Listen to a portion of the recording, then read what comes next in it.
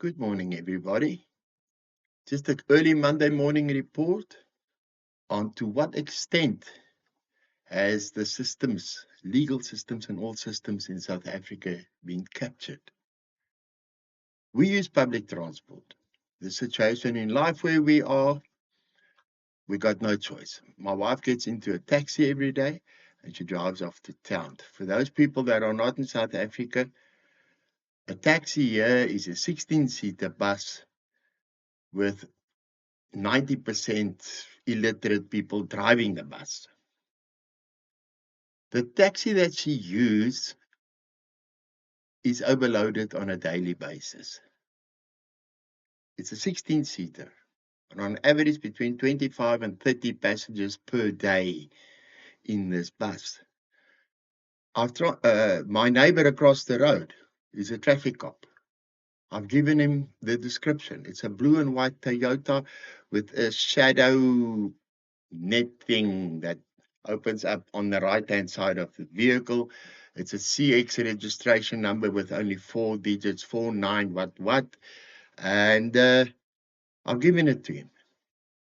And on the road that we use out of the township going into town, they can set up a roadblock. I've reported it about 6-7 times, nothing happens. And then last week they pulled him off and they gave him a fine. They didn't confiscate his license or the vehicle, they gave him a fine.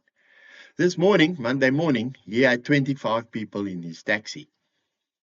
And he's very proud of it, that the legal system in South Africa has got no control over what he's doing.